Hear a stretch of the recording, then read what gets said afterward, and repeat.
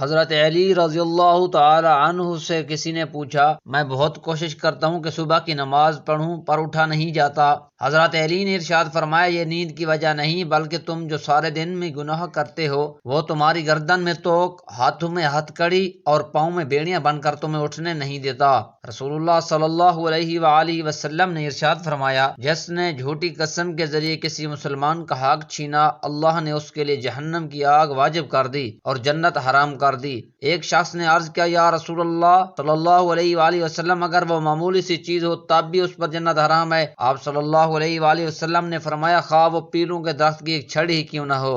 رسول اللہ صلی اللہ علیہ وآلہ وسلم نے فرمایا، لوگوں پر دھوکے سے بھرے ایسے سال بھی آئیں گے جن میں جھوٹے کو سچا سمجھا جائے گا اور سچے کو جھوٹا، بددیانت کو امانت دار اور امانت دار کو بددیانت، نااہل اور حقیر شخص عوام کی نمائندگی کرے گا۔ استغفر اللہ۔